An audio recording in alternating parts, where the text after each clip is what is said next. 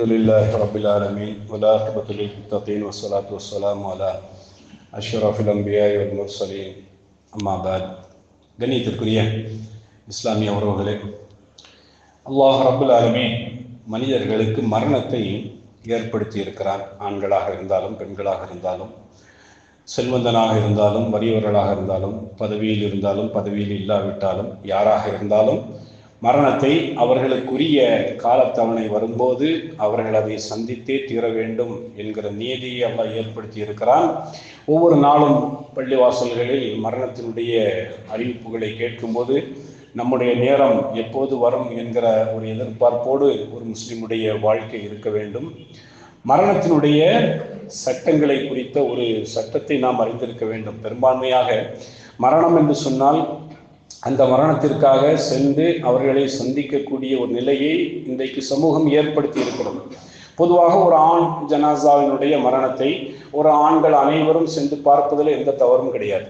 ஒரு பெண்ணுடைய ஜனாசாவை பெண்கள் பார்க்கிறதுல எந்த தவறும் கிடையாது. அதே நேரத்தில் ஒரு பெண் மரணித்து விட்டால் என்றால் அவர்களுக்கு நீங்கள் மஹரம் இல்லை என்று வரும்போது அந்த ஜனாசாவை பார்ப்பதை நீங்கள் தவிர்த்து கொள்ள வேண்டும்.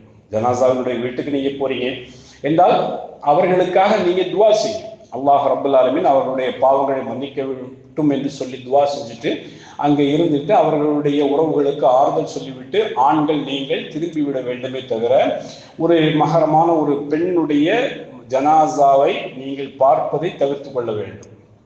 காரணம் என்ன என்றால், இந்த உலகத்தில் வாழும்போதே அவர்கள் அந்த ஹராமான உறவை விட்டும் தன்னை தற்காத்து வாழ்ந்து கொண்டிருந்தவர்கள்.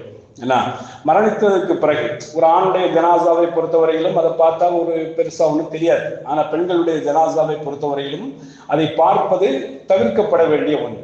ஏன் என்று சொன்னால், ஃபாத்திமா ரலியல்லாஹு அன்ஹா அவர்களுடைய காலத்தில் உடல்நிலை சரியில்லாமல் இருக்கிறாங்க. ஃபாத்திமா ரலியல்லாஹு அன்ஹா அவர்களை பார்ப்பதற்காக ஹயாத்தோடு இருக்கும்போதே பார்க்கறதுக்காக அபூபக்கர் சித்திக் அவர்களும் உமர் ரலியல்லாஹு அன்ஹு அவர்களும் வீட்டுக்கு போறாங்க. வீட்டுக்கு போகும்போது அவர்களை பார்க்க வேண்டும் என்று ஆசைப்படுறாங்க. அலி ரலியல்லாஹு அன்ஹு அவர்கள் வந்து சொல்றாங்க, ஃபாத்திமாவே, உன்னை பார்ப்பதற்காக அபூபக்கர் அவர்களும் உமர் அவர்களும் வந்திருக்கிறார்கள் என்று. இந்த அபூபக்கர் உமர் யார் என்றால், ஃபாத்திமா இந்த சின்ன வயசுல இருந்தே வளரும் போதே பார்த்து வளர்ந்த ஒரு உறவு தான். இருந்தாலும் திருமணம் முடிப்பதற்கு பிறகு அவர்களெல்லாம் தடை ஆகிவிட்டார்கள்.